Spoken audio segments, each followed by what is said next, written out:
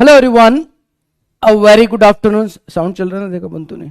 A very good afternoon to all of you and स्वागत है आप सभी का आज के सेशन में। एंड दोस्तों, आज की इस क्लास में हम लोग नंबर सिस्टम क्लास नंबर 2 देखने वाले, क्लासिफिकेशन ऑफ नंबर्स, जो हमने क्लास लास्ट क्लास में देखा था। ठीक है, क्लासिफिकेशन ऑफ नंबर बोले या नंबर सिस्टम क्लास नंबर 2 बोले, दोनों एक ही बात है। ठीक है, नंबर सिस्टम पहली क्लास में मजा आया था।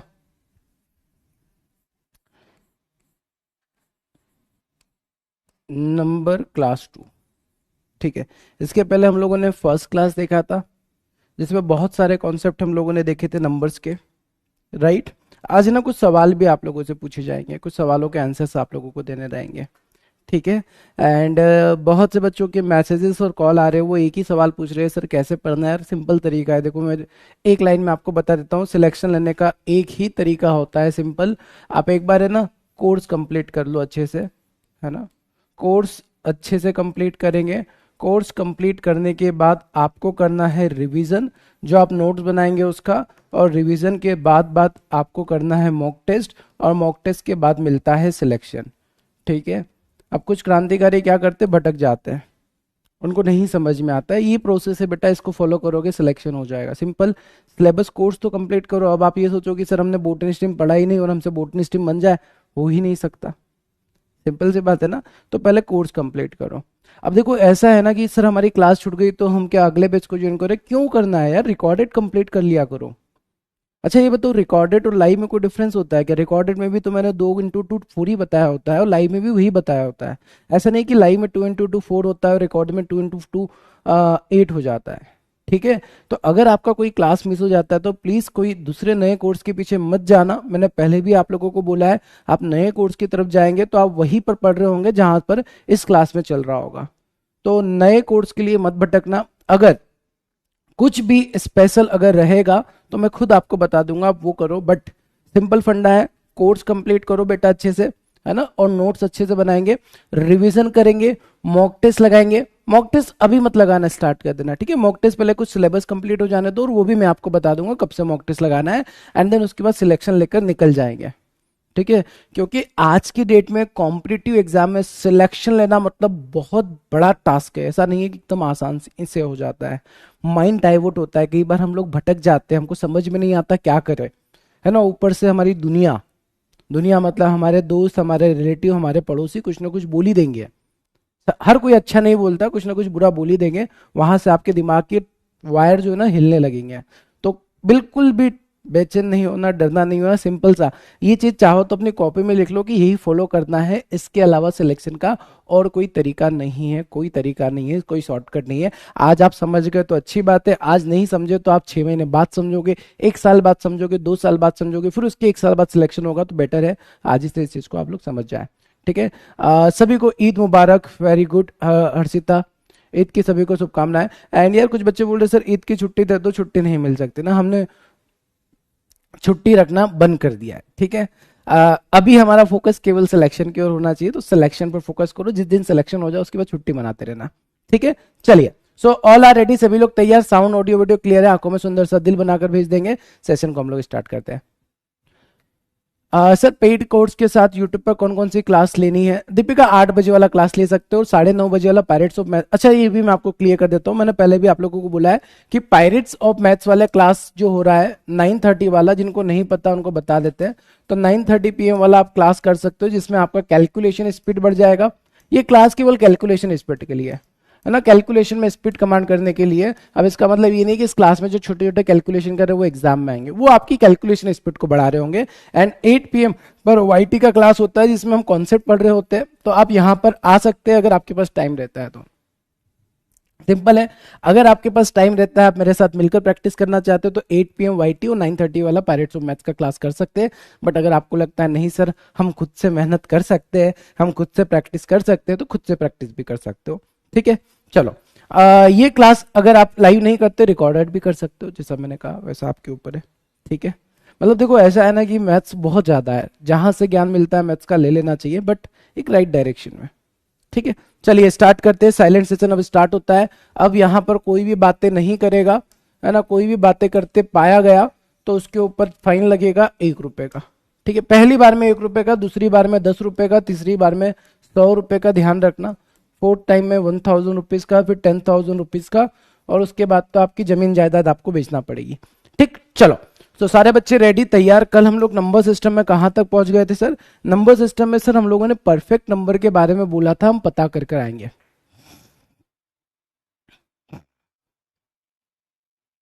सर अगस्त में एग्जाम स्टार्ट हो रही है और मैथ का सिलेबस सितंबर खत्म हो रहा है, तो कैसे ऊंची है बिल्डिंग?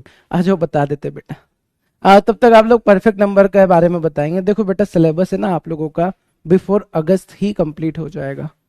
अगस्त के पहले सिलेबस कंप्लीट हो जाएगा, कंप्लीट हो जाएगा। अब आप बोलेंगे सर कैसे, आप तो मजाक कर रहे हो, सिलेबस तो सितंबर में खत्म हो रहा है। तो बेटा मैंने ना डीआई की 40 क्लासेस रखी है, ठीक है, 40 क्लासेस रखी है। अगर आप कोर्स की बात करोगे ना तो डीआई की हार्डली 5 से 6 क्लास होती है और डीआई कंप्लीट हो जाता है। बट मैंने यहाँ पर ट्राई किया कि 40 क्लासेस में आपका प्री और मेन सब कुछ कवर हो जाए, तो मैंने नंबर ऑफ क्लासेस बहुत ज्यादा रखी है ताकि आपको कोई तकलीफ ना हो। अगर आप ऑफिशियल सिलेबस की बात करेंगे तो ऑफिशियल सिलेबस में 40 में से 35 क्लास कम कर दो, आपका सिलेबस कंप्लीट हो जाता है। ठीक है, तो आपका जो अगस्त में एग्जाम होने वाला है प्रीलिम्स का, तो वो है ना बहुत पहले कंप्लीट हो चुका होगा। बट मैं ना कुछ क्रांतिकारी सवाल भी आपको कराना चाहता हूं। दैट्स वाई लास्ट में आपने देखा होगा कि 40 क्लासेस डीआई की लगी है, वो मैंने खुद से लगवाई है ताकि आपको डीआई में चैलेंज ना आए। ठीक है, मिल गई कलेजे को ठंडक। अगर आप बोलेंगे कि नहीं सर हमको तो कोर्स कंप्लीट, क्योंकि हम लोग मासूम है ना, हमको तो कोर्स कंप्लीट करने के ऊपर फोकस करते हैं, course complete course complete course complete, तो कोर्स तो कंप्लीट हो जाएगा। ठीक है, अगर आप पिछले बेसिस देखोगे तो उतना ही रहता है ना कि 5 से 6 क्लास डीआई की होती है, बाकी आपका कोर्स कंप्लीट होता है, आप खुश हो जाते हैं यस हमारा सिलेबस कंप्लीट हो गया है। बट फिर भी चैलेंज आता है डीआई में। ठीक है, तो वो चैलेंज आपको ना है बेटा, इसलिए मैंने डीआई के क्लासेस ज्यादा रखे। अगर आप सिलेबस की बात करेंगे तो सिलेबस अगस्त के पहले एग्जाम से पहले कंप्लीट हो जाएगा, बट कुछ और एक्स्ट्रा मेरे को आपको पढ़ाना था, दैट्स वाई मैंने डीआई के क्लासेस ऐड किए। ठीक है, आ गई बात समझ में? अब है ना मासूम मत बनो यार, थोड़े मैच्योर हो जाओ आप लोग। आप लोग है ना बहुत नादान होते हो, आप लोग केवल ये सोचते हो सिलेबस कंप्लीट कब होगा, सिलेबस कंप्लीट कब होगा, सिलेबस तो हो जाएगा। ठीक है, इवन मैं पता है एक क्रांतिकारी एक और सोच आइडिया रखा है मैंने। मैं ना एक ये सोच रहा हूँ कि 300-400 घंटे का एक बैच लेकर आऊंगा मैं। आज ही मैं प्लान बनाना स्टार्ट करता हूँ, उसमें थोड़ा सा टाइम लग जाएगा, मतलब इसी मंथ में मैं लॉन्च करने वाला हूँ कोर्स को। उसमें मैं क्या करने वाला हूँ कि बच्चे को ना परेशानी हुई ना छोटी सी भी इतनी सी भी, मैं ये चाहता हूँ कि यार कोर्स मिल जाए और कोर्स में ही सब कुछ पढ़ ले, वो कहीं जाने की जरूरत ही ना पड़े, वहीं पर सारी चीजें करे, वहीं पर प्रैक्टिस करे, वहीं पर रिवीजन करे, जिंदगी वहीं पर निकाले, सिलेक्शन लेकर निकल जाए, खत्म। तो उसके ऊपर मैं आपको बता दूंगा। फिलहाल आते हैं हम लोग वापस से परफेक्ट नंबर की ओर। परफेक्ट नंबर क्या बताया था मैंने परफेक्ट नंबर के बारे में आप लोगों को? सर परफेक्ट नंबर के बारे में आपने बताया नहीं था, आपने पूछा था हमसे, जो कि हम पता कर कर आए हैं। क्या पता करके आए हैं बताओ, क्या पता कर कर आए हैं? सर एसबीआई पीओ का एग्जाम कब होता है? लास्ट में होगा बेटा, आई थिंक वो एग्जाम आपका दिसंबर तक जाएगा, अगर नोटिफिकेशन लेट आता है तो। ठीक है, चलो। That can be express a sum of its proper factor, very good, क्या बात है, दिया ये तो गूगल कर लिया मेरे को लग रहा है, इतनी प्यारी डेफिनेशन गूगल से ही मिल सकती है। ठीक है चलो बहुत शानदार। देखो परफेक्ट नंबर क्या होते हैं? ऐसे नंबर, जैसे देखो नंबर कौन कौन से होते हैं? 1 होता है, 2 होता है, 3 होता है, 4 होता है, 5 होता है, 6 होता है, 7 होता है, ये क्या है? सारे नंबर है। अब अगर मैं इसके फैक्टर्स लिखूं तो इसका फैक्टर कितना बनेगा सर? केवल 1 बनेगा। इसका फैक्टर कितना बनेगा? 2 बनेगा, 1 बनेगा। इसका फैक्टर कितना बनेगा? 3, 1 बनेगा। इसका फैक्टर कितना बनेगा? 1, 2, 4, 3 फैक्टर बन जाएंगे। 1 से भी डिवाइड होगा, 2 से भी होगा, 4 से भी होगा। 5 को करेंगे तो 5 होगा, 1 होगा। 6 की बात करेंगे तो 2 होगा, 3 होगा, 1 होगा, 6 भी होगा साक्षात। 7 की बात करेंगे तो 7 होगा, 1 होगा। ठीक है, फैक्टर्स होंगे। अब सर परफेक्ट नंबर वो नंबर होते हैं, परफेक्ट नंबर वो नंबर्स होते हैं जिनके फैक्टर्स का सम क्या होगा? वही होगा जो नंबर होगा। ठीक है, जैसे देखो यहाँ पर सर 1 है, 1 का सम करेंगे तो 1 होगा सर, ये परफेक्ट नंबर होगा। यस, 2, 2 इंटू 1, अब 2 और 1 सम कितना बन रहा है? 3, जबकि ये 2 है, परफेक्ट नंबर नहीं होगा। 3, 3 और 1 4 नहीं होगा। 1, 2, 4 इन तीनों का सम मिलाकर 4 नहीं बनेगा। इन दोनों का सम 6, 5 नहीं बनेगा। अब यहां पर देखो आप लोग देखेंगे कि सर देखिए यहां पर अगर हम फैक्टर, ध्यान से सुनना मेरी बात को ना, यहां पर अगर हम फैक्टर का सम करेंगे तो 2 और 3 5 और 6, 6 और 6 12 हो जाएगा। तो ये 12 जो सम बन रहा है ना बेटा, तो ये 12 में से जो नंबर है एक्चुअल उसको नहीं काउंट करना होता है, इसको नहीं काउंट करना होता, क्योंकि ये नंबर है और ये इसी का फैक्टर बन रहा है, इटसेल्फ इसको काउंट नहीं करेंगे। तो ये बचे हुए फैक्टर का सम क्या होना चाहिए, 6 होना चाहिए। तो अब आप बोलेंगे सर अगर ये नंबर का सम 6 होना चाहिए और आप बोल रहे कि ये नंबर को फैक्टर को काउंट नहीं करेंगे, तो 1 में 1 को काउंट थोड़ी किया जा सकता है। अब 1 में 1 को काउंट नहीं किया जा सकता, यही रीजन है कि 1 को हम परफेक्ट नंबर नहीं मानते हैं। तो परफेक्ट नंबर क्या हुआ सर, परफेक्ट नंबर 6 हो गया। क्या हो गया, 6। 6 एक परफेक्ट नंबर है। 6 कैसा नंबर है, परफेक्ट नंबर है। क्या आप सभी को समझ में आया? कहने का बहुत सिंपल सा मतलब है कि सर परफेक्ट नंबर ऐसा नंबर होता है जिसके फैक्टर्स का सम उस नंबर के बराबर हो जाए, बट वो खुद नंबर फैक्टर में नहीं काउंट होगा, उसको खुद को काउंट नहीं किया जाएगा। जैसे एक और परफेक्ट नंबर होगा 28। अब 28 के अगर आप फैक्टर देखोगे तो 1 भी हो सकता है, 2 भी हो सकता है, 4 भी हो सकता है, और क्या हो सकता है, 1 2 4 7 हो सकता है, 14 हो सकता है। 28 को नहीं काउंट करना है, ठीक है। अब इन सभी का सम निकालोगे कितना बनेगा, 14 7 21 और 4 25, 2 26 और 1 सॉरी 14 और 7 21 और 4 25 26 27 28, 28 बन रहा है। ये जो फैक्टर्स है इन फैक्टर्स का सम नंबर के सम के बराबर हो रहा है, दैट मीन्स ये क्या हो जाएगा, परफेक्ट नंबर हो जाएगा। बात सभी को क्लियर समझ में आ गया, दिमाग में फिक्स हो गया, ये समझ में आ गया why 1 is not a perfect number. 1 perfect number इसलिए नहीं हो सकता है क्योंकि हम फैक्टर जो निकाल रहे हो वो नंबर को ही देख रहे हैं, नंबर का ही फैक्टर नंबर देख रहे हैं, तो ये नहीं होना चाहिए। या फिर इसको इस तरीके से भी समझ सकते हैं सर, जैसे 6 है, इसके जितने भी फैक्टर्स होंगे उसका सम डबल होना चाहिए नंबर से, मतलब सभी का जब सम करेंगे तो 6 का डबल क्या हो जाएगा, 12। जैसे यहाँ पर अगर आपने इसको भी काउंट कर लिया सर, 28 को भी ले लिया, तो फिर आपका जो सम होना चाहिए वो 14 का डबल होना चाहिए। अब 14 का डबल 28 का डबल होना चाहिए, 28 का डबल बन रहा है, मतलब वो क्या हो जाएगा, परफेक्ट नंबर हो जाएगा। बट जो डेफिनेशन है, डेफिनेशन के अकॉर्डिंग इसको काउंट ही नहीं करते, तो आप ऐसा भी ध्यान रख सकते हैं। चलिए, परफेक्ट नंबर मेरे ख्याल से सभी को अब एकदम चकाचक क्लियर हो गया होगा, ठीक। चलिए आगे बढ़ते, डेसिमल की बात करते। एक डेसिमल होता है टर्मिनेटिंग, एक डेसिमल होता है नॉन टर्मिनेटिंग, ठीक है। डेसिमल में दो तरीके के नंबर होते हैं, एक टर्मिनेटिंग होता है, एक नॉन टर्मिनेटिंग होता है। टर्मिनेटिंग का मतलब से डेसिमल को हटाया जा सकता है, जैसे मैंने अगर आपसे बोला 0.2, ठीक है, और एक नंबर बोला मैंने 0.2 की बार, दोनों क्या है सर, ये टर्मिनेटिंग है और ये नॉन टर्मिनेटिंग है, ठीक है। ये टर्मिनेटिंग है और ये नॉन टर्मिनेटिंग है। सर ये टर्मिनेटिंग कैसा हुआ, ये टर्मिनेटिंग ऐसा हुआ बेटा कि यहां पर आप डेसिमल हटा के इसको 2/10 लिख सकते हो, मतलब इसको फ्रैक्शन में 1/5 लिखकर आप लोग इसको खत्म कर सकते हो, ये कर सकते हैं। अब नॉन टर्मिनेटिंग का मतलब क्या होगा सर, जो कंप्लीटली जाता रहेगा, 0.222222222, ये हो जाएगा आपका टर्मिनेटिंग, नॉन टर्मिनेटिंग हो जाएगा, ठीक है। क्लियर है जी, हाँ सर क्लियर है, ये आपके नंबर्स रखे थे मैंने, ठीक है। अब नॉन टर्मिनेटिंग को ध्यान से समझेंगे। नॉन टर्मिनेटिंग को दो तरीके से डिवाइड किया जाता है, दो तरीके से डिफाइन किया जाता है। पहले हम लोगों ने यहाँ पर बात किया था डेसिमल नंबर। डेसिमल नंबर दो तरीके के होते हैं, एक टर्मिनेटिंग होता है, एक नॉन टर्मिनेटिंग होता है। टर्मिनेटिंग का मतलब सर जहां पर हम डेसिमल को हटा सकते हैं, फ्रैक्शन में कन्वर्ट कर सकते हैं, दैट मीन्स ये रैशनल हो जाएगा, और ये हमारा क्या होगा, इररेशनल हो जाएगा, क्योंकि सर बार का मतलब रिपीटेड होगा। अब डेसिमल हटा के नीचे कितने जीरो लगाओगे, है ना, तो ये क्या हो जाता है, नॉन टर्मिनेटिंग हो जाता है। नॉन टर्मिनेटिंग का मतलब ऐसा नहीं कि ऊपर बार लगे, ऐसा भी हो जाता है ना, 0.3333, ऐसा भी लिखा है, इसका मतलब नॉन टर्मिनेटिंग। यार ये याद क्यों करते हो आपकी, सर बार होगा उससे नॉन टर्मिनेटिंग होगा, नॉन टर्मिनेटिंग का मतलब ये भी हो जाता है, ठीक है। चलो आगे बढ़ते और समझते हैं। अब देखो, नॉन टर्मिनेटिंग में भी दो टाइप के नंबर्स होते हैं। आप बोलेंगे सर बताओ दो टाइप के कौन कौन से होते हैं। एक होता है रिकरिंग और एक होता है नॉन रिकरिंग।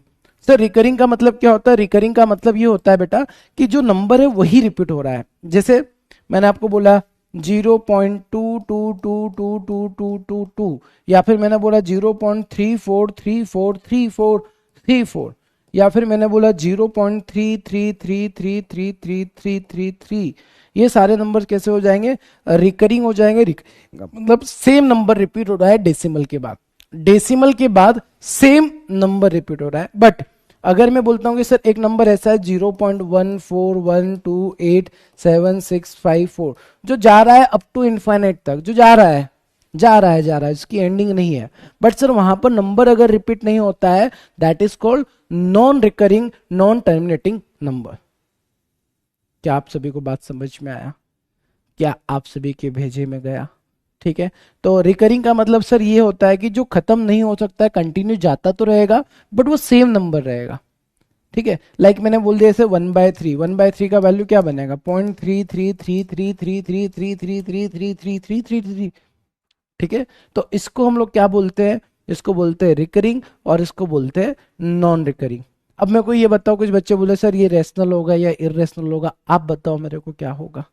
ठीक है, क्या आप 0.22 अगर मैंने ऐसा लिख दिया तो क्या आप इसको P/Q के फॉर्म में लिख सकते हो?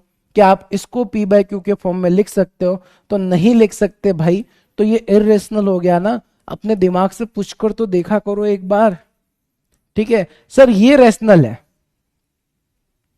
ठीक है, 1/3 से रैशनल, बट ये जो होगा वो इरेशनल हो जाएगा, क्योंकि ये 1/3 का एग्जैक्ट वैल्यू थोड़ी है ना। अब 0 के बाद कितने 3 लगाना है नहीं है, वो तो जाते जा रहा है, कितने भी लगा दो। ठीक है, तो ये 1/3 का अप्रोक्सीमेट वैल्यू लोगे आप लोग।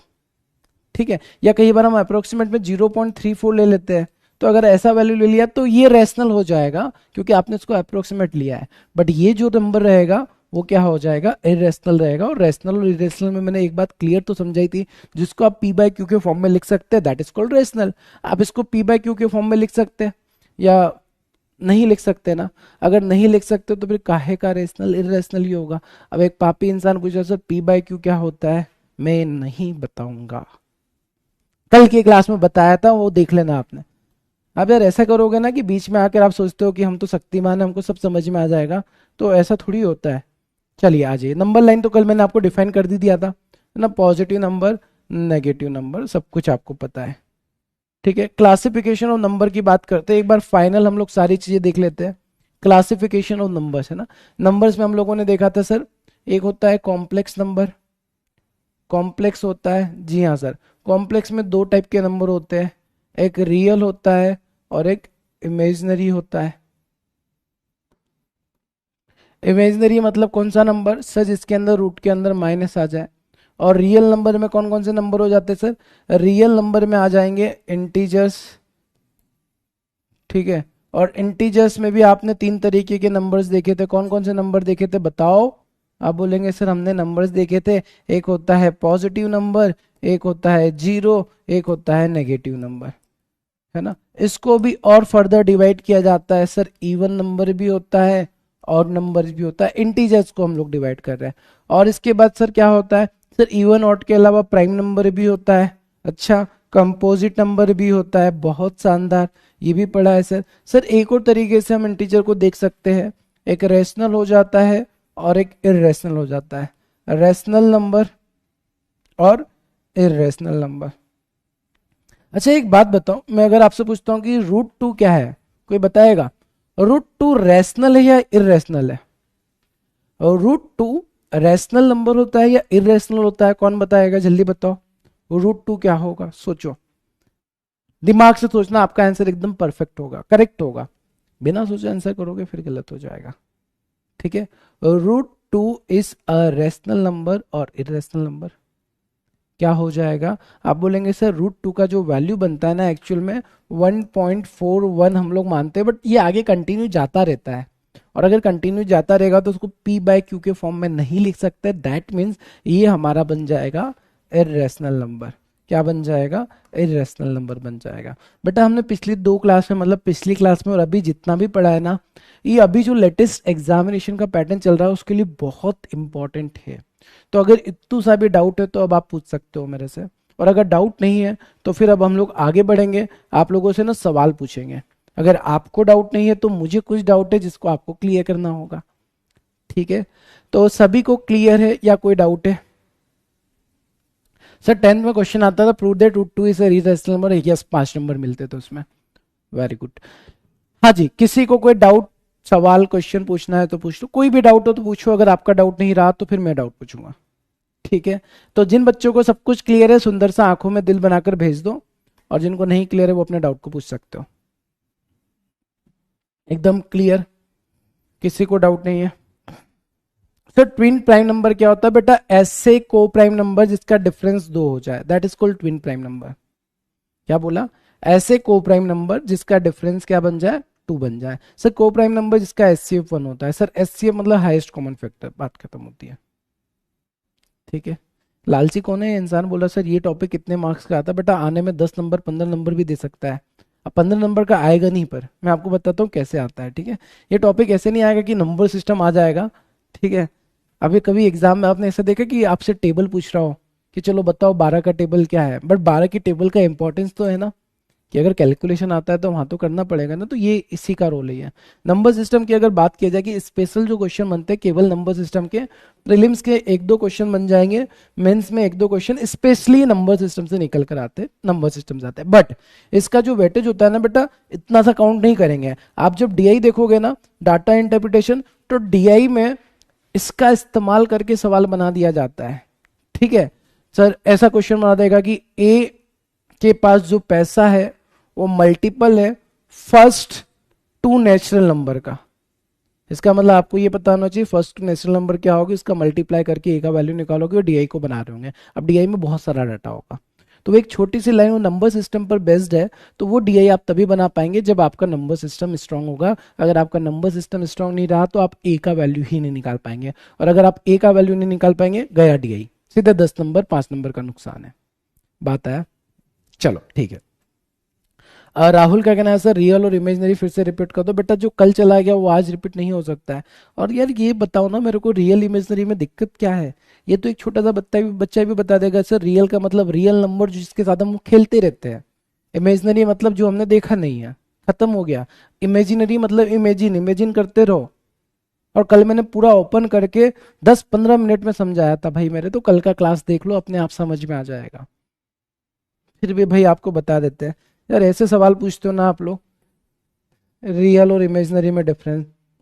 और कोई है खतरनाक इंसान, अगर यही डिफरेंस जानना था तो कल की क्लास देखकर भी क्लियर हो जाता। रियल मतलब 2, 4, 3, -1, 4, जितने भी नंबर देखिए आपने आपके जीवन काल में, कल पूरा लिख कर बताया था। और जो नंबर आप नहीं देखते, जो आयोटा आ जाता है, ये इमेजिनरी होता है। और कितना डिफरेंस चाहिए भाई मेरे आपको?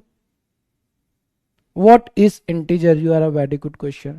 ये मेरे को लग रहा है कि आज पहली क्लास में आके बैठ गए और बोल रहे हैं कि सर बताओ सब, है ना। इंटीजर क्या होता है, रियल नंबर क्या होता है, इमेजिनरी। अरे मेरे भाई कल मैंने पूरा ना चिल्ला चिल्ला कर सब कुछ समझाया था रे। मैं डाउट पूछ रहा हूँ, डाउट मतलब कि सर इंटीजर नंबर इंटीजर में यही क्यों होता है, ये एक्चुअल में डाउट होता है। आप तो क्वेश्चन पूछने लग गए हो कि सर कल जो पढ़ाया था वही फिर से पढ़ा दो, तो दोनों अलग अलग चीज होती है। ठीक है, मैं बोल रहा हूँ कि बेटा कोई डाउट है तो डाउट पूछ लो, और आप तो बोल रहे हैं सर एक काम करो नंबर सिस्टम पूरा ही पढ़ा दो। पापी इंसान। चलो, तो कल की क्लास ध्यान से देखना बेटा, आप लोगों का जो है ना रियल नंबर क्या होता है क्लियर हो जाएगा, इमेजिनरी नंबर क्या होता है क्लियर हो जाएगा, इंटीजर क्या होता है क्लियर हो जाएगा, रैशनल नंबर क्या होता है क्लियर हो जाएगा, इरेशनल नंबर क्या होता है क्लियर हो जाएगा, पॉजिटिव नंबर क्या होता है क्लियर हो जाएगा, नेगेटिव नंबर क्या होता है क्लियर हो जाएगा। बट उसके लिए आपको बेटा थोड़ी सी मेहनत करनी पड़ेगी, कल की क्लास देखनी पड़ेगी। ठीक है, ओके। अब तो आप ऐसी बात करते हो कि मूवी देखी नहीं आपने, है ना। लाइक अपन एग्जांपल ले लेते हैं गदर। गदर मूवी देखी नहीं और आप सवाल पूछ लेंगे सर अमरीश पुरी ने हैंडपंप क्यों उखाड़ा था। अब मैं उसका आंसर क्या दूंगा? मैं उसका आंसर ये दूंगा ना बेटा एक बार जाके पिक्चर तो देखो। पिक्चर देखोगे तब पता चलेगा कि अमरीश पुरी ने नहीं निकाला था, सनी देओल ने हैंडपंप उखाड़ा था। ठीक है, बात आ गई समझ में? चलिए आ जाइए। अब थोड़ा सा ना सवाल करेंगे, आपके डाउट यहाँ पर क्लियर हो जाएंगे। जिनके भी डाउट होंगे ना वो यहाँ पर अब क्लियर होने वाले हैं, क्योंकि आप जब सवाल देखेंगे ना तब आपको समझ में आएगा सवाल कैसे बन जाते हैं। ठीक है, आ जाओ बोर्ड पर। पहला सवाल देखो कितना प्यारा क्वेश्चन रखा है मैंने।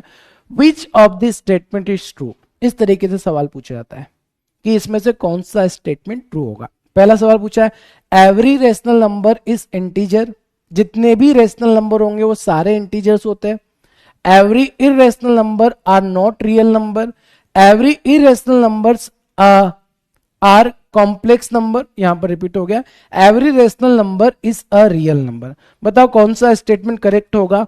दिमाग लगाओ, सोचो, और जिनके डाउट है ना बेटा वो भी अभी क्लियर हो जाएंगे।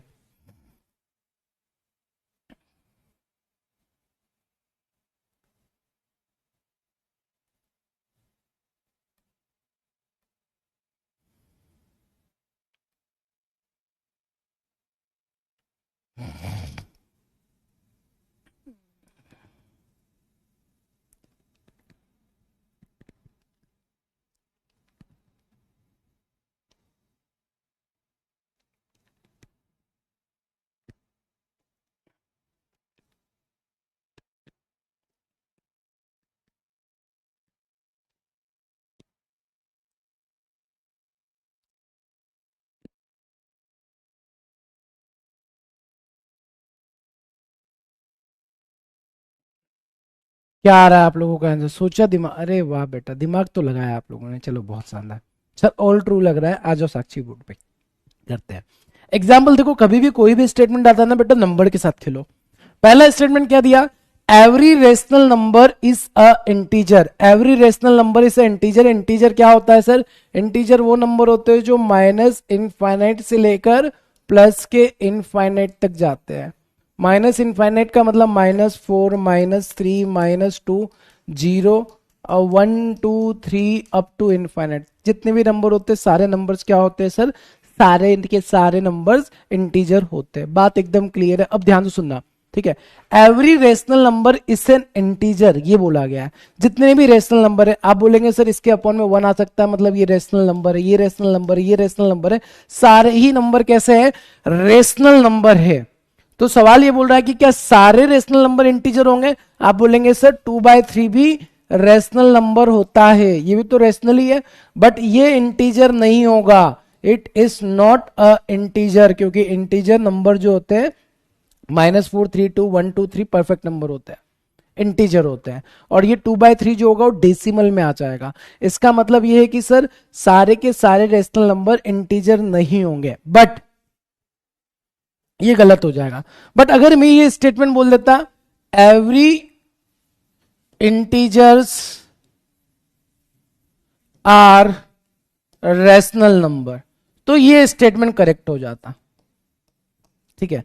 अगर मैं ये बोलता कि जितने भी इंटीजर है क्या वो सारे के सारे रेशनल नंबर है, तो आप बोलेंगे हाँ सर, क्योंकि सभी को हम लोग -4/1 p/q के फॉर्म में लिख सकते हैं, इसको भी p/q के फॉर्म में इसको भी लिख सकते हैं, तो ये सारे रेशनल हो सकते हैं। मतलब जितने भी इंटीजर है वो रेशनल है, बट जितने भी रेशनल है वो इंटीजर नहीं है।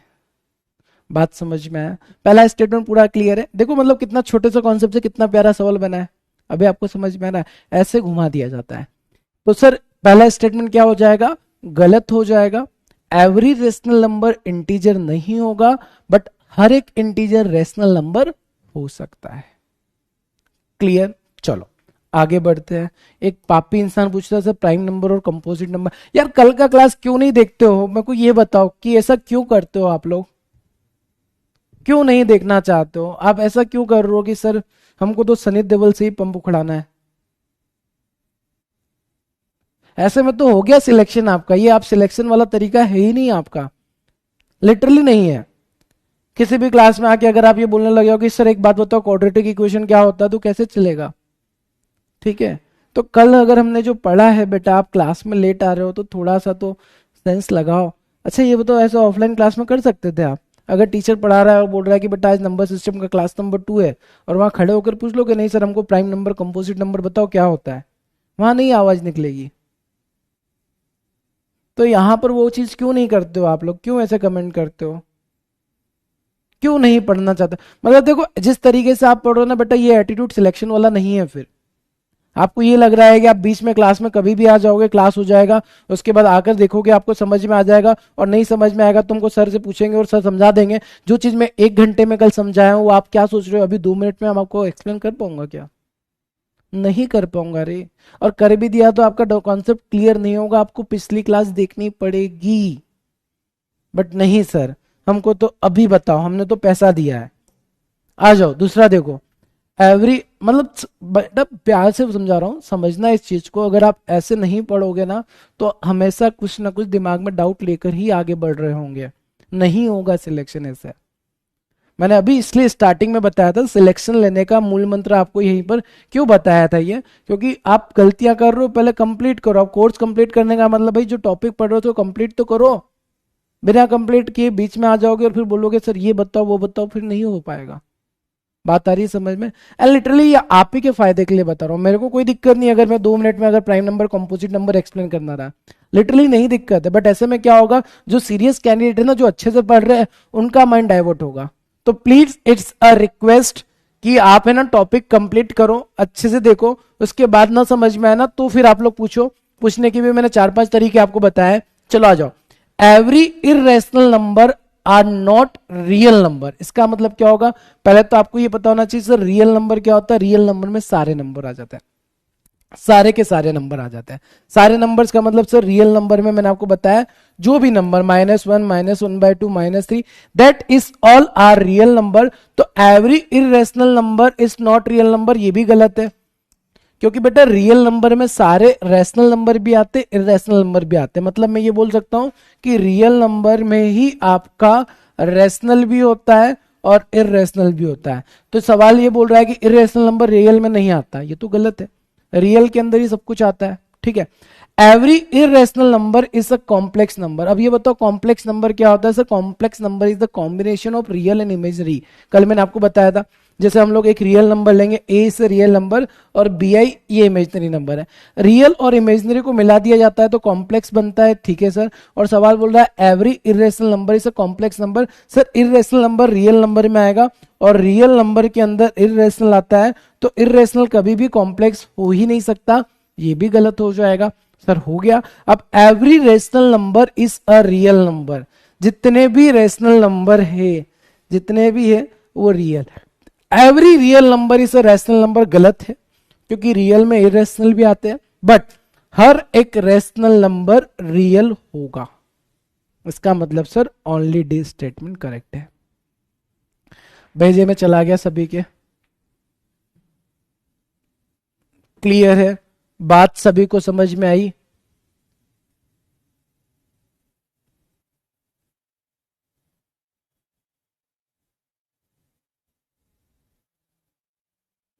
अब वो बोले सर आपने किसी भी स्टूडेंट का क्या नहीं डाला यार। वो क्या बोलना चाह रहे बेटा, खुलकर बोलो। सर आपने किसी भी स्टूडेंट का नहीं डाला, बाकी स्टूडेंट ने डाला, क्या डाला। आ गया सभी को समझ में, एकदम झकास, क्लियर है। सर थर्ड वाला एक बार रिपीट कर दीजिए। हाँ ठीक है। Every irrational number is a complex number. बेटा कॉम्प्लेक्स नंबर में रियल और इमेजिनरी का कॉन्सेप्ट होता है। अब complex number is the combination of real and imaginary. ठीक है। अब अगर मैं रियल की बात करता हूं तो रियल नंबर क्या होगा, कॉम्प्लेक्स का पार्ट होगा। ठीक है sir.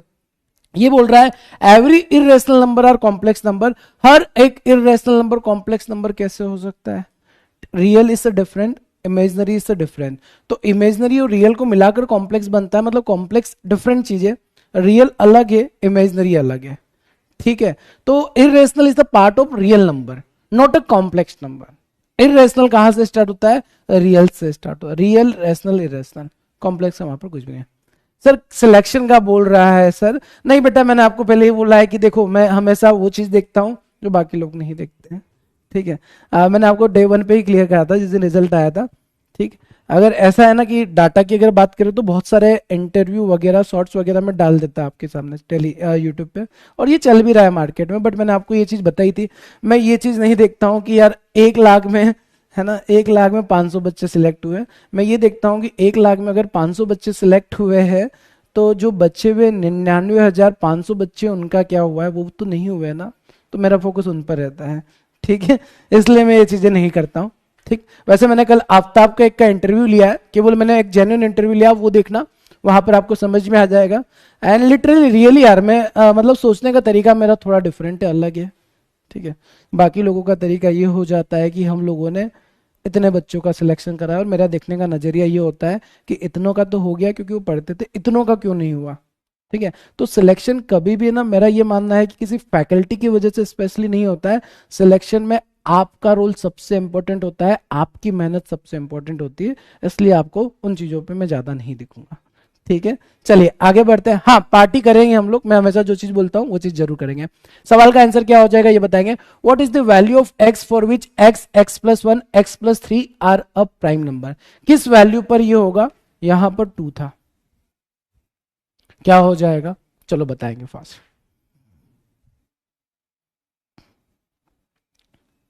What is the value of x for which x+1 x+3 are a prime number?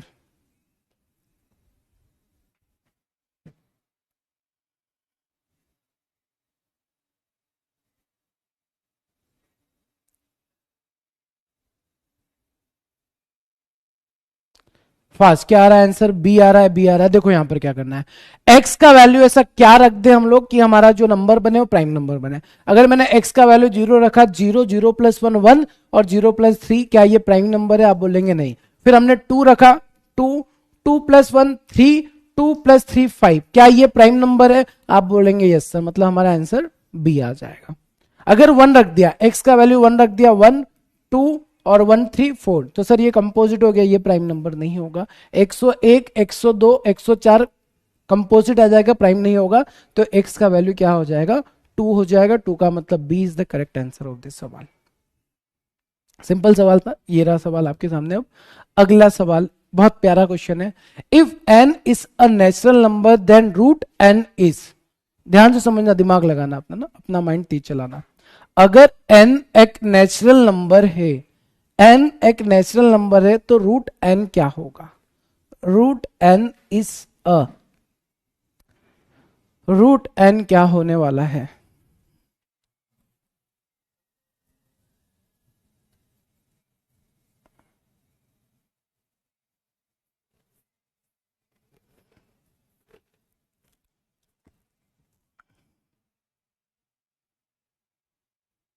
सोचा? अरे आपका आंसर डी आ रहा है, पक्का डी होगा, सोच लिया। प्रणाली का आंसर सी आया था, वेरी गुड। प्रभाजत का आंसर सी आया था, बहुत शानदार। सी भी आया था आंसर, बहुत से बच्चे सी। देखो ऐसा नहीं है ना, कंफ्यूज नहीं होने का। मैंने क्या बोला है कि नंबर्स के साथ खेला करो आप लोग, नंबर्स के साथ। जिसको हिंदी में चाहिए बेटा, हिंदी में भी लिखा हुआ है, ठीक है। नंबर्स के साथ कैसे खेलना है? आपसे बोला है n is a natural number. Natural number का मतलब क्या होता है? 1 भी हो सकता है, 2 भी हो सकता है, 3 भी हो सकता है, 4 भी हो सकता है, 5 भी हो सकता है, 6 भी हो सकता है, 7 भी हो सकता है। तो एन का वैल्यू कुछ भी हो सकता है। अब उसने बोला कि रूट एन का जो वैल्यू निकालेंगे वो क्या हो जाएगा? आप बोलेंगे सर रूट एन मतलब 1 रख दिया तो रूट 1 का वैल्यू 1 हो जाएगा, और रूट 2 रखा तो ये 1.412 समथिंग बन जाएगा। अगर मैंने रूट एन का वैल्यू 4 रख दिया तो 2 बन जाएगा। अब ध्यान से देखो, ये बन गया always a natural number. Root n हमेशा नेचुरल नंबर होगा क्या? Sir root n natural number हो सकता है, नेचुरल नंबर हो सकता है, बट सर नेचुरल नंबर हमेशा तो नहीं होगा। ठीक है, ये कैसा नंबर? इरेशनल नंबर आ गया है। तो जरूरी नहीं कि हमेशा ये नेचुरल नंबर होगा। तो क्या जरूरी है ऑलवेज अ रेशनल नंबर?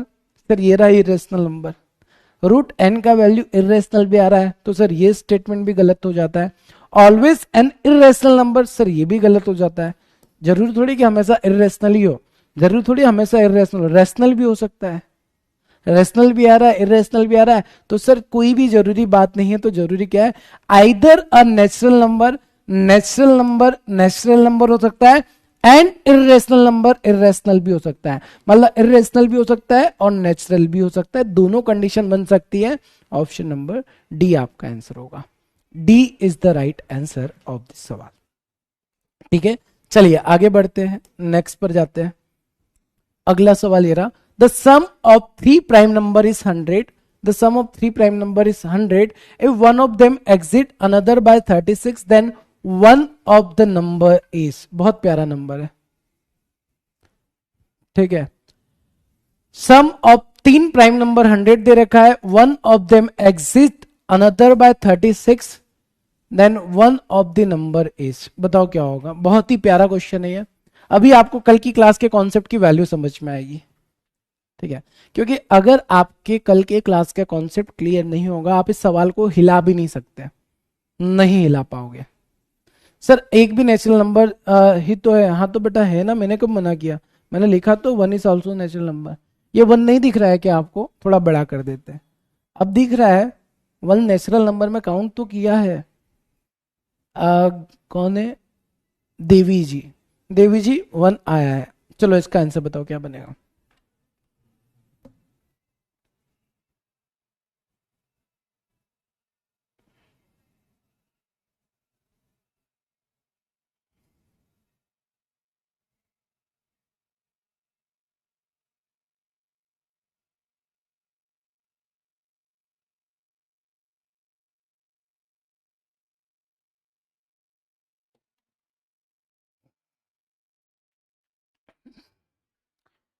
ए आ गया, ओके, ए आ गया, बी आ गया, ए आ गया, बी आ गया। देखो सबसे पहले ना थोड़ा क्रांतिकारी दिमाग चलाना पड़ेगा, चलाओगे?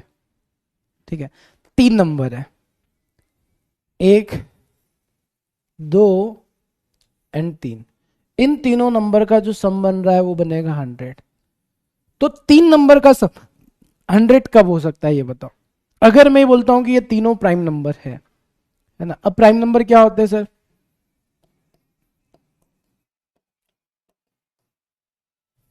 अब इसमें से कोई सा भी नंबर हो सकता है प्राइम नंबर ना, कोई भी हो सकता है, हमको नहीं पता वो 3 नंबर कौन सा है।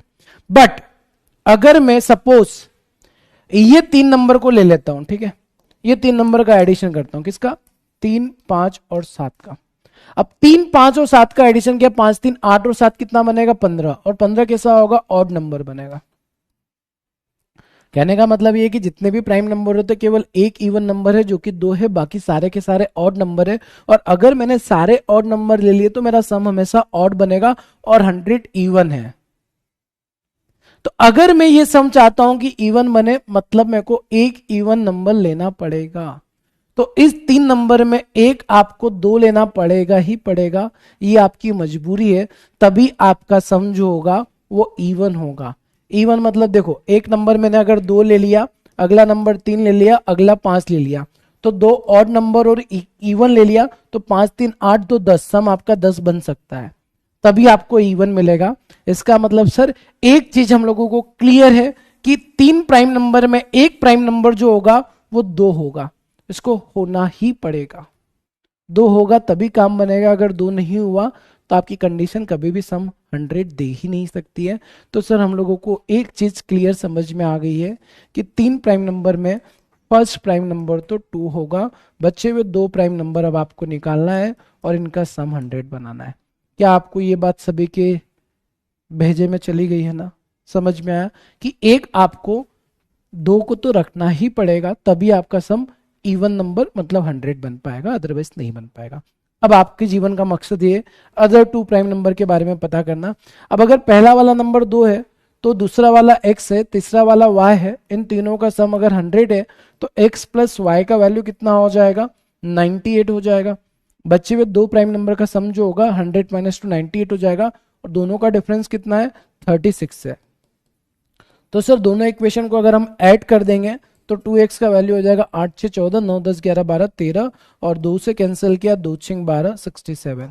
तो सर एक नंबर हो जाएगा 67, 67 हो गया है, और ये हो गया है 2, 69 हो गया है, 69 बचेगा कितना? 31, तो ये 31 हो जाएगा।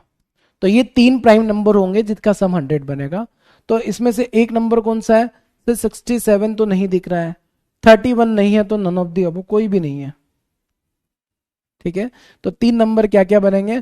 खुशबू का आंसर आया सर 2, 47, 51। खड़े हो जाओ बेटा खुशबू, आप तो एक पैर पे खड़े रहना। आपको इसलिए मैंने खड़ा किया है, इसलिए नहीं खड़ा किया कि आपका आंसर गलत आया है, मैंने इसलिए खड़ा किया है कि 51 कब से प्राइम नंबर हो गया। ठीक है, 51 is not a prime number, तो ये तो आंसर हो ही नहीं सकता है, हो नहीं सकता। कैसे हो सकता है? तो आपको मैंने खड़ा इसलिए किया है, आपका आंसर गलत है इसलिए नहीं, आप 51 को प्राइम नंबर बता रहे हो, पापी हो आप। 51 तो 3 से भी डिवाइड होता है और 17 से भी डिवाइड होता है, वो प्राइम हो ही नहीं सकता है। ठीक है, मजा आया सवाल करने में, है ना? तो यहां पर आपको समझ में आ रहा होगा सर कि कितना इंपॉर्टेंट होता है कॉन्सेप्ट समझना। कल मैंने आपको बताया था इवन इवन इवन नंबर का सम क्या बनता है, ऑड ऑड का सम क्या बनता है, छोटे छोटे से कॉन्सेप्ट। और मैंने आपको चिल्ला चिल्ला कर बोला था बेटा कि हो सकता है कि अभी आपको ये थ्योरेटिकल पार्ट दिखे, बट ये बहुत इंपॉर्टेंट होते हैं जब सवालों में पूछे जाते हैं, और ऐसे ही घुमाकर सवाल आपसे पूछा जाएगा। ठीक है, बात आया समझ में? कुछ बच्चे बोल रहे sir once more once more. हाँ बेटा, यहाँ तो डांस चल रहा है, वंस मोर वंस मोर। हाँ, तो जब एक्सप्लेन कर रहे होते हैं ना तब बोर्ड पर आ जाया करो, ध्यान से सुना करो। ठीक है, चलो फिर भी मैं आपको बता देता हूँ, आपका कंफ्यूजन क्लियर कर देते हैं। देखो बेटा, 3 नंबर है और 3 नंबर का सम आपको चाहिए 100। 100 कैसा नंबर है? इवन नंबर है। तो 3 नंबर का सम इवन कब मिलता है? आप अगर तीनों को ऑड रख दोगे, odd odd odd odd odd odd, मतलब जितने भी प्राइम नंबर होते हैं 2 को छोड़कर सारे ऑड होंगे, मतलब 2 को छोड़कर आप कोई भी प्राइम नंबर लोगे तो वो ऑड होगा। और ऑड नंबर का जब सम करोगे तो कभी भी आपको इवन मिल ही नहीं सकता। आप ट्राई करके देखो। चलो, अगर हमने प्राइम नंबर ले लिया सर 3 ले लिया, चलो 3 5 7 तो लेकर देखा था, 5, 7 और 11 ले लिया। तीनों प्राइम नंबर है, हाँ सर, बट तीनों ऑड है और तीनों का अगर मैं सम करूंगा 7, 5, 12 और 11 23 हो जाएगा। अब 23 ऑड नंबर आ जाएगा। मतलब सर अगर तीनों ऑड नंबर लेंगे तो सम हमेशा ऑड मिलेगा, जबकि हमको चाहिए इवन। हमको क्या चाहिए सर? हमको इवन चाहिए। तो ये इवन तभी हो सकता है जब ये 3 ऑड में से एक इवन हो। अब कंडीशन ये कि सर ये प्राइम नंबर होना चाहिए और प्राइम नंबर में एक लोता है, इवन नंबर 2 ही है, तो आपकी मजबूरी है कि एक नंबर तो 2 रखना पड़ेगा। अगर 2 नहीं रखोगे तो कभी भी आपका सम इवन नहीं हो सकता है। इसलिए एक नंबर तो आपका फिक्स है, 2 होगा। अब बचे हुए 2 नंबर का जो सम होगा वो मैंने मान लिया x और y, इन दोनों का सम हो जाएगा 100 और दोनों का डिफरेंस सवाल में दिया है 36। इसको सॉल्व करोगे तो 67 और 31 बचे हुए 2 नंबर आ जाएंगे। अभी क्लियर है? अब तो भेजे में चला गया होगा, ठीक है। चलो, या फिर एक क्रांतिकारी बच्चे ने जो किया है वो भी कहिए सही है, प्रियांशु, वेरी गुड। प्रियांशु ने क्या किया है, एक नंबर को x ले लिया, दूसरे नंबर को x प्लस 36 ले लिया, तीसरे नंबर को 2 ले लिया। ये भी सही है बेटा, है ना। ऐसा अगर आपने किया तो ये भी सही तरीका है कि सर इन दोनों का डिफरेंस 36 होना चाहिए है, मतलब तीनों का सम 100 होगा, सही बात है। तो यहां से x का वैल्यू निकालोगे तो 31 आ जाएगा और 31 में 36 को ऐड करोगे तो 67, टू आंसर वही आ जाएगा। चलो, अभी मेरे ख्याल से आपके दिमाग में पूरी तरीके से चला गया होगा, और अगर चला गया है तो दिमाग को और तेज करते हैं और बताओ इसमें से कौन सा स्टेटमेंट करेक्ट होगा। चलो, क्या हो जाएगा इसका? a and b are two irrational number, then which of the following is true? Their sum must be rational, their difference may be rational, their product must be rational, their product must be irrational.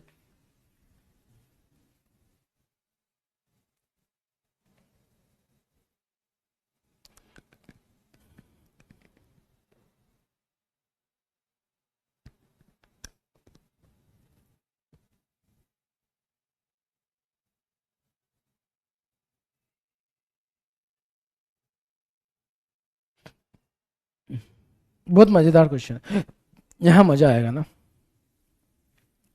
यहां तो आपके दिमाग की बत्ती खुल जानी चाहिए पूरी। ऑप्शन नंबर डी आएगा, बहुत शानदार बेटा, बहुत गजब, अति उम्दा। आपको क्या लगता है कि हर एक ऑप्शन का आंसर डी ही होगा? पापी इंसान हो। मेरे को ऐसा लग रहा है कि आप ना मैथ्स कम रीजनिंग ज्यादा लगाते हैं ना, कि सर अभी तक जितने भी सवाल देखे सबका आंसर डी था, तो यहां पर डी टिक करे। गलत है डी। मेरा अब दिमाग में ये चल रहा है कि चलो ठीक है, मान गलत है, एक दो बच्चे ने डी कर भी दिया, सारे के सारे बच्चे डी आंसर क्यों कर रहे हैं यार? मतलब आपने रीजनिंग लगाई कि सर अभी तक जितने क्वेश्चन थे उसका आंसर डी था, तो इसका भी डी होगा। D is a wrong answer. Very good, कितने तेजस्वी बच्चे हैं, फटाक से अपना आंसर चेंज कर दिया, आप डी से बी पर आ गए। आ जाओ बेटा, आ जाओ, समझो, देखो दिमाग चलाओ थोड़ा सा ना। अगर आपको सवाल बनाना है, सोचना स्टार्ट करना पड़ेगा, ठीक है। केवल ऑप्शन की तरफ मत देखो, ऑप्शन से काम नहीं चलेगा। सबसे पहले सवाल को देखो, a and b are two irrational number, which of the following is true? Irrational number क्या हो सकते हैं? क्या मैं बोल सकता हूं √2 इरेशनल है? अरे √2 इरेशनल है कि नहीं है? है ना, हाँ जी सर है। √3 इरेशनल है क्या? हाँ सर। अच्छा ये बताओ कि -√2 भी इरेशनल है? सारे नंबर इरेशनल है ना? √2 हो गया, √3 हो गया, -√3, क्या ये इरेशनल नंबर है? पहले तो आपके माइंड में ये होना चाहिए, क्या ये इरेशनल नंबर है? आप बोलेंगे हाँ सर ये नंबर इरेशनल है। √2 भी इरेशनल है, √3 भी इरेशनल है, √-2 भी इरेशनल है। मतलब ए और बी में हम कुछ भी रख सकते हैं, इसमें से रख सकते हैं। हाँ सर। अब मेरे को ये बताओ कि अगर मेरा मन कहा ए को √2 ले लो और बी को √3 ले लो, मन है, मन कुछ भी कह सकता है। जी हाँ सर। √2 में √3 को ऐड करेंगे, √2 प्लस √3, √2 का वैल्यू 1.1, √3 का वैल्यू भी ऐसा कुछ 1 बन जाएगा। तो एडिशन करने पे क्या आएगा? इर्रेशनल नंबर आएगा। मतलब सर दो इर्रेशनल नंबर को ऐड करने पर इर्रेशनल नंबर आ सकता है। बट अगर ये बताओ कि मैंने √2 में ए का वैल्यू √2 ले लिया और बी का वैल्यू अगर मैं -√2 ले लेता हूं, किसी को तकलीफ तो नहीं होगी? ले सकता हूं भाई मैं, क्योंकि ए भी इरेशनल है, उसने बोला बी इरेशनल होगा, कुछ भी हो सकता है। और अगर मैंने इन दोनों को ऐड कर दिया तो ये मिल जाएगा 0, और 0 कैसा नंबर है? रेशनल नंबर है। 0 इज अ रेशनल नंबर, मतलब सर ये रेशनल भी हो सकता है, इरेशनल भी हो सकता है। मतलब दोनों का जो सम है वो क्या हो सकता है, there some must be rational, नहीं सर, इरेशनल भी हो सकता है। देयर डिफरेंस में भी रेशनल, नहीं सर, इन दोनों का डिफरेंस अगर मैंने दोनों रूट टू लिया तो इरेशनल भी हो सकता है। They product must be rational, ये अच्छा सवाल है। There product must be rational, इसको बाद में देखते हैं। दे प्रोडक्ट मस्ट बी इरेशनल, अब मैं अगर रूट टू का मल्टीप्लाई करूंगा तो 2 मिलेगा। चलो रूट 2 में -√2 का मल्टीप्लाई करूंगा तो माइनस का 2 मिलेगा। मतलब बेटा जितने भी इरेशनल नंबर होंगे वो आए कहां से होंगे, रूट से ही तो निकले होंगे। और अगर रूट में रूट का मल्टीप्लाई करेंगे, दो इरेशनल नंबर का मल्टीप्लाई करेंगे तो हमको मिलेगा रेशनल नंबर। ये वाला पॉइंट सही है। They product must be a rational number, their product must be a rational number, इन दोनों का जो प्रोडक्ट होगा वो रेशनल नंबर होगा। क्या आप लोगों को समझ में आया? ठीक है, सी एंड डी नहीं, क्या आपको समझ में आया? मेरा तो नाम लो सर, मैंने सी किया था, वेरी गुड श्वेता, खड़े हो जाओ आप फिर। ठीक है, यही तो कला है मैथ्स की। ठीक है, अगर किसी का आंसर सी है तो बेटा ये गलत है, ये आंसर आपका सही नहीं होगा। ठीक है, जो बच्चे यस यस कर रहे हैं ना, थोड़ा तो दिमाग चलाओ। ठीक है, अगर सर आपने ये बोला है कि अगर ये रेशनल आ रहा है तो अगर हम लोगों ने रूट 2 में रूट 3 का मल्टीप्लाई कर दिया तो रूट 6 आ जाएगा। और रूट 6 कैसा नंबर है सर, रूट 6 तो इरेशनल नंबर हो जाएगा। तो किस एंगल से आप बोल रहे हो कि ये सही है? ये तो मैंने केवल आपको रख के बता दिया कि बेटा सही हो सकता है, गलत है मैंने, क्योंकि देखो अगर रूट एग्जाम्पल लिया तो सही है, बट अगर रूट 3 ले ले कहां से सही होगा? तो ये भी स्टेटमेंट क्या हो जाएगा सर, गलत हो जाएगा। ठीक है, ये गलत हो जाएगा, ये गलत हो जाएगा। हमने सर इसका डिफरेंस नहीं देखा, डिफरेंस एक बार चेक करके देखते हैं। ठीक है, एक नंबर ले लिया, रूट 2 ले लिया और इसमें माइनस कर दिया रूट 3 को, रूट 2 माइनस रूट 3, तो देयर डिफरेंस में बी रेशनल नंबर। ये सही तो है बेटा, उसने मे बी लिखा है, देखो शब्दों को समझो। मे बी का मतलब उसने ये बोला है कि रेशनल भी हो सकता है, इरेशनल भी हो सकता है। तो हमने बोला हाँ भाई, मे बी वाली बात सही है, मे बी हो सकता है बट मस्ट भी नहीं हो सकता। अगर यहां मस्ट भी होता तो ये गलत होता। उसने मे बी वर्ड का यूज किया है। मे बी का मतलब उसने ये बोला है कि ये रेशनल भी हो सकता है, इरेशनल भी हो सकता है। तो इस सवाल में सही आंसर क्या था, ओनली बी था। और जिनका भी आंसर बी था वो बात सारे बच्चे सही आंसर किए। मजा आया घूमने में, एकदम ऐसा घूम लियो। एक्चुअली ना कई बार मैं जानबूझकर घुमाता रहता हूँ ना, कि आप जितना घूमोगे आपकी चीजें उतनी क्लियर होती है। तो अब मैं कोई ये बताओ कि घूमने फिरने के बाद आपको सारी चीजें एकदम क्लियर समझ में आ गई है? सर मैंने डी बताया था वो तो गलत है। ठीक है सर, सब क्या देखना पड़ रहा है? ठीक है, नहीं मजा है मैथ्स में, एक्चुअली मजा है। आप लोगों ने ना मैथ्स को इस तरीके से पहले कभी नहीं देखा होगा। अभी आप पढ़ोगे ना, जब बैंक एग्जाम की तैयारी करते रहोगे ना, आगे जब पढ़ोगे ना, तब इस क्लास की इंपॉर्टेंस आपको समझ में आएगी कि सर ने जब कॉन्सेप्ट बताया तो वो कितने इंपॉर्टेंट है हमारे लिए, हमारे भविष्य के लिए। ठीक है, क्योंकि क्या होगा अभी तो आपको क्लियर हो जाएगा, क्योंकि ये बचपन में पढ़ा जाता है। ठीक है, मैं आपको आगे की जर्नी बता रहा हूँ। अभी तो पढ़ ही लिया आपने, इसके बाद जब आप एग्जाम दोगे तब तो काम आएगा ही आएगा। फिर आपके छोटे छोटे नन्हे मुन्ने बच्चे होंगे, उनको समझा रहे होंगे, उनको समझाते हो तो अगर आपको यही नहीं पता इरेशनल नंबर क्या होता है तो फिर क्या इज्जत रह जाएगी आपकी, है ना? तो आपका फ्यूचर भी बहुत तगड़ा रहेगा अगर आपके कॉन्सेप्ट क्लियर रहेंगे तो। ठीक है, चलो तो ये आप लोगों के लिए क्वेश्चन है, ये तो आप बना लोगे। Two consecutive integer 1 is even, भाई दो कॉन्जिक्यूटिव नंबर में एक इवन होता है एक ऑड होता है, ये बात आप सभी जानते हैं। Square of an odd integer is of form of 8n+1, ये आप करके देखना है एक बार ना, नंबर लेकर देखना, और ये मेरे को कल बताना आप लोग कि ये सही होगा नहीं होगा। तो ये क्वेश्चन होमवर्क के लिए रहेगा, कल हम लोग स्टार्टिंग में इसको डिस्कस करके खत्म कर देंगे। चलिए, तो आज के सेशन को फिर यहीं पर एंड करते हैं हम लोग, यहाँ पर नंबर सिस्टम वाला पार्ट कंप्लीट हो जाएगा। एंड बाकी हम लोग अब स्टार्ट करेंगे नेक्स्ट क्लास में अपना इंपॉर्टेंट चैप्टर, सबसे इंपॉर्टेंट चैप्टर परसेंटेज, है ना? तो कल की क्लास से बेटा शपथ खा लो, है ना, कसम खा लो, शपथ खा लो, जो भी खाना है खा लो, कल की क्लास से कोई भी क्लास आपकी मिस गलती से भी नहीं होनी चाहिए, क्योंकि कल से हम लोग एक्चुअल में अर्थमेटिक पढ़ना स्टार्ट कर रहे हैं। और जो पापी इंसान है ना, जो सोचते हैं कि सर पहला क्लास नहीं किया तो क्या हो गया, सेकंड क्लास में आके हम पहले क्लास की चीजें पूछ लेंगे। बट आप पूछ लोगे, मैं बता भी दूंगा, बट आपको पूरा क्लियर नहीं होगा। पूरा क्लियर तभी होगा जब हम डिटेल में पढ़ रहे होंगे। तो कल से कोई भी क्लास किसी की मिस नहीं होना चाहिए। पास्ट में आपने क्या गलती की है डजेंट मैटर। पास्ट में मतलब अगर आपकी कोई क्लास छूट गई है, चलो वो कवर हो जाएगी, आपको समझ में आ जाएगा। क्वाड्रेटिक की क्लास छूट गई सर हमारी, हाँ ठीक है, हो जाएगी कवर, कोई दिक्कत नहीं है। बट अगर कल से आपने कोई भी क्लास मिस कर दी तो आगे बहुत तकलीफ होगी, लिख कर ले लो, है ना। आगे परसेंटेज के बिना आपको चीजें समझ में नहीं आएगी, तो कल से आप लोग ध्यान से क्लास में प्रेजेंट रहेंगे। सर नंबर सिस्टम का डिविजिबल रूल ये सब कब होगा? बेटा नंबर सिस्टम का डिविजिबल रूल तो हम तो चलते फिरते पढ़ लेंगे, वो सिंपल चीज होती है, वो पढ़ने लायक नहीं। जो पढ़ने वाली चीज थी वो स्पेशल ये थी, ठीक है। लाइक जो डिविजिबिलिटी रूल की बात करो वो 2 मिनट में मैं कभी भी चलते फिरते आपको समझा दूंगा। आप अगर यूनिट डिजिट की बात करोगे तो वो भी हम लोग चलते फिरते समझ लेंगे। और अगर आपसे नहीं रहा जाता, सर जल्दी करना है, तो मैं आपको यूट्यूब पे जो पढ़ाया था उसका लिंक दे दूंगा, वहां से पढ़ लेना। बाकी हाँ, अब आगे जो इंपॉर्टेंट था वो हमने नंबर सिस्टम में कवर किया है। नंबर सिस्टम 2 क्लास का टॉपिक थोड़ी, नंबर सिस्टम को अगर देखा जाए तो 25 घंटे पूरे लगेंगे नंबर सिस्टम को पूरा पढ़ने के लिए, बट उतना आपके काम का नहीं है, ठीक है। जितना हमारे काम का हमने उतना कवर कर लिया, ठीक है, क्लियर है। एंड बेटा सिलेबस की टेंशन मत लेना आप लोग, प्लीज रिक्वेस्ट है सभी से। आप लोग है ना वो चीजों के बारे में सोचते हो जो आपको सोचना ही नहीं है।